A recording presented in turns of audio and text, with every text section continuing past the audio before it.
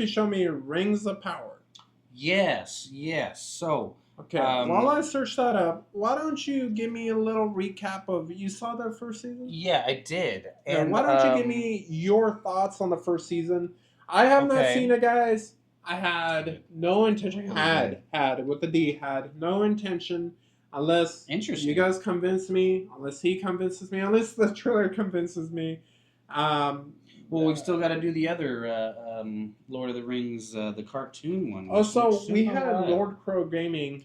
Thank you, Sonny, for pointing out. He said basically, I don't really need to see Lord of the Rings movies to watch that because it happens like 120 something years before Lord of the Rings. Thank you so much for clarifying that. So we just need to see the Hobbit movies, which he also said is like better than Lord of the Rings. I don't know how you feel about that. Nice. But he is one. I enjoyed it. I love the Hobbit series. Okay, so see now I have two people tell me, because every time I would read online, I heard so many. Some people are pretty critical about it. Yeah.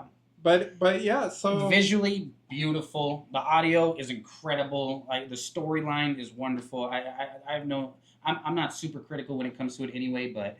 So with the first season, it had for some reason, it had a good amount of backlash. There was a lot of hatred towards it. But we're trying to do is stop the hate and spread the love here. I loved the first one. Me and my lady watches. She's not a Lord of the Rings fan. She's not necessarily a sci-fi fan like that. She loved the first season. She thought because it's got a nice mixture of the storytelling, the magic, incredible essence of love throughout it. It's got constant references to the original Lord of the Rings stories. Okay. It really brings you back into that style and like it's a show. It's not like you said. Lord of the Rings, one of the greatest productions in the world of any. One of the biggest productions. It was incredible. It was unheard of, unknown. It was insane. So many people put in, just thousands and thousands of people in the production. So don't expect that. Expect a different show. Expect a different perspective, but it is still that incredible story of Lord of the Rings. So how did you like it as someone who has seen Lord of the Rings and everything? 1 out of 10, I'm giving it a solid 7. A solid 7? Yeah. Okay. Well then, let's see Season 2 official trailer. Let's check it out. Now. War has come to Middle-earth. See, if they can just give me fights, I'll watch it. Yeah. Give me action. There's a lot of talking, but now this next season is going to be a lot of action. Yeah. We've been getting to it. See, I would always be... Like, anyone who fared through Season 1 like I did, it was a little bit of a struggle. There was a lot of talking, there was a lot of... But it was to get us to this point. I don't know, man, because... I don't know if you watch House of the Dragon. I'm a big Game of Thrones guy, and... that was a rough one. And House of the Dragon, I really like... I like it, but it's not Game of Thrones. No, not at all. But I mean, when they showed the Season 2 trailer, they were like... For a lot of people, this was that season. For a lot of people, this was that very show-like. Yeah. Very much like a show. Sooner or later, Sauron's eye doesn't have that timeless feel. The rest of him slithers in. You sought peace. But I mean, obviously, it's still beautiful. They don't cheap you out too much. What have you done to me? Yeah. What have you done to me? I mean, I couldn't possibly imagine anything better. Oh no, they made him older. Keeping the storm. You made me ugly. I got the ugly. Crying over there right there. Sauron is What is it, Snow White? I can help you destroy him. Ooh. I will not stop until this is put right. Every soul in the seen or unseen world Spiders, we all know the will know that it spiders. was you I who was the don't- architect of their demise. Frodo, why? The orcs are interesting in this one.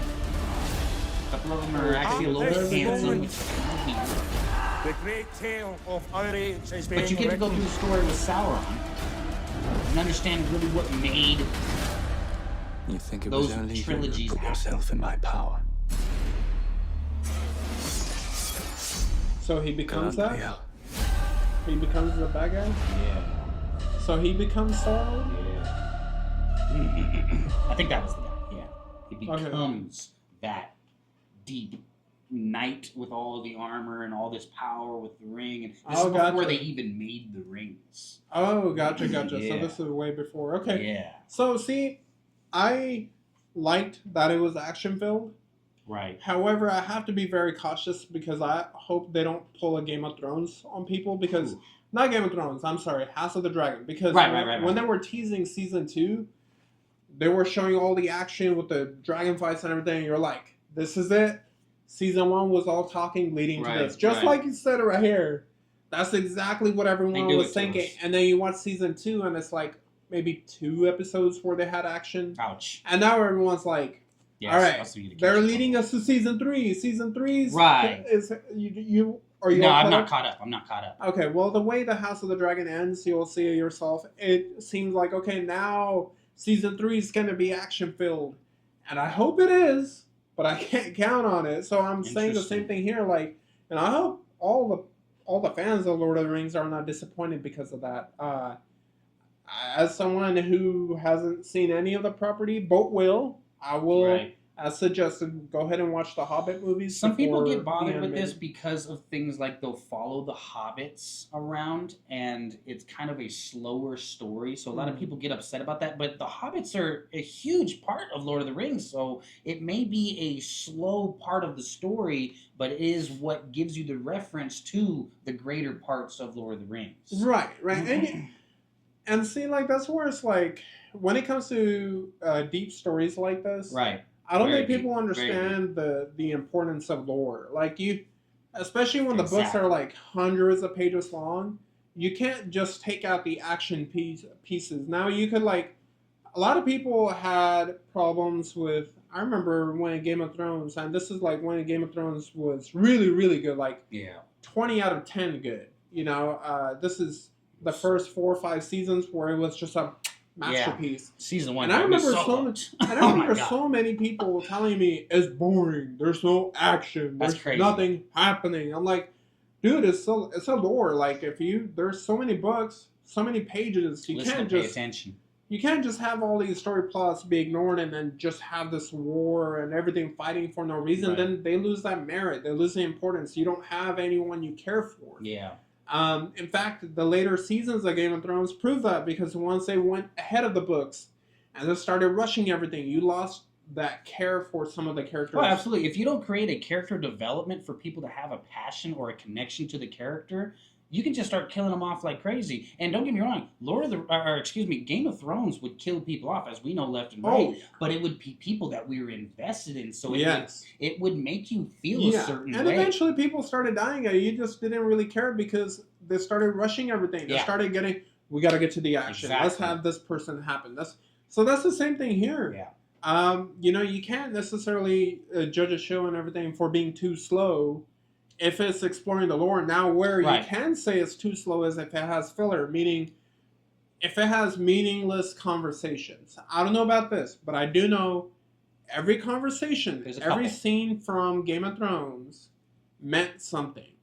Every conversation led somewhere.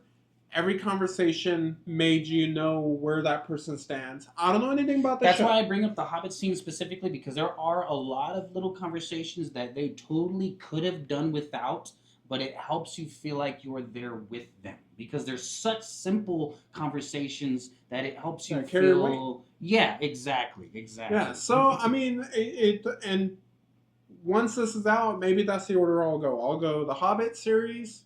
And then it'll be the war for, how do you say it, Rohirrim? Mm-hmm.